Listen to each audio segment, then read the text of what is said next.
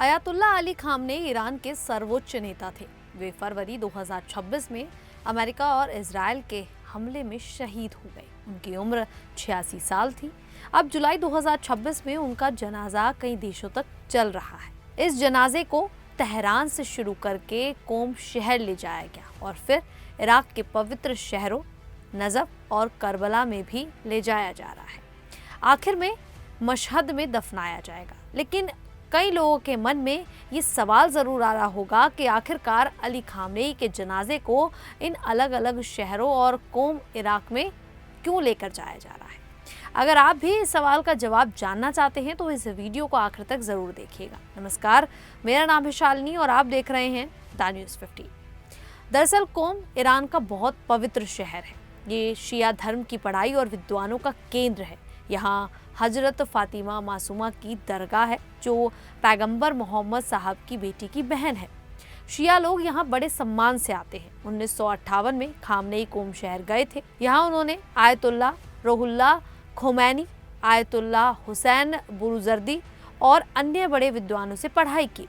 Khomeini उनके गुरु बने जो बाद में ईरान की इस्लामिक क्रांति के नेता हुए। कोम में उन्होंने 1958 से 1964 तक उन्नत स्तर की पढ़ाई की। यहीं से उनकी राजनीति में दिलचस्पी बढ़ गई। खामनेई खुद धार्मिक नेता थे, इसलिए उनका जनाजा कोम ले जाना शिया परंपरा का हिस्सा है। कोम में जामकरान मस्जिद भी है जहां बड़े बड़े धार्मिक कार्यक्रम होते हैं। जनाजे को यहां ले जाकर ईरान दिखाना चाहता है कि खामनेई शिया धर्म के बड़े रक्षक थे।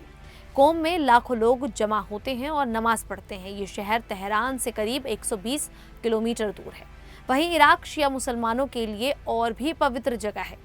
नजफ और हजरत इमाम अली की दरगाह है। इमाम अली पैगंबर मोहम्मद के दामाद और शिया मुसलमानों के पहले इमाम माने जाते हैं।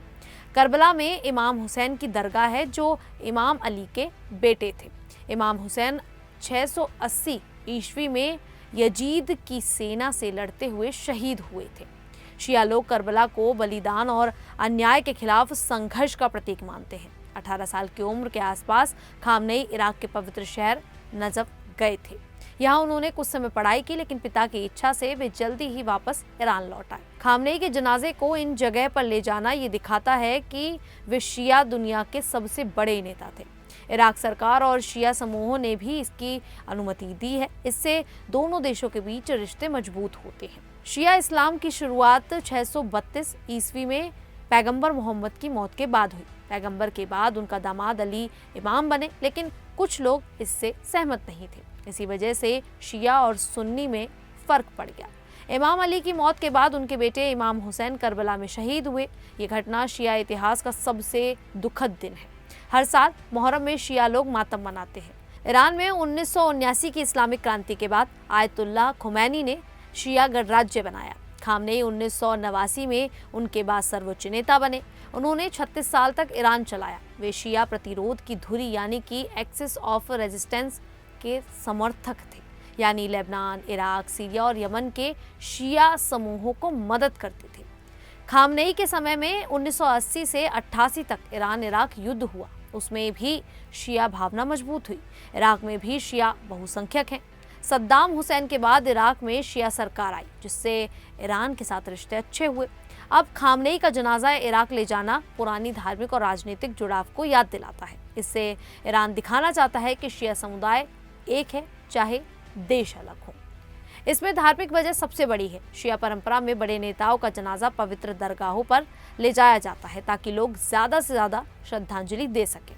इसके पीछे राजनीतिक वजह भी है। अमेरिका इजराइल हमले के बाद ईरान मजबूती दिखाना चाहता है। जनाजे में लाखों लोग जमा होकर एकता का संदेश देते हैं। इराक ले जाना पड़ोसी देशों और शिया गुटों को जोड़ता है। इससे ईरान की क्षेत्रीय ताकत का प्रदर्शन होता है।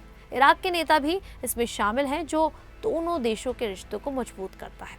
ये कार्यक्रम 7 दिनों का है। तेहरान, कोम, नजफ, करबला और फिर मशहद। मशहद में इमाम रजा की दरगाह है जो ईरान का सबसे बड़ा तीर्थ स्थल है।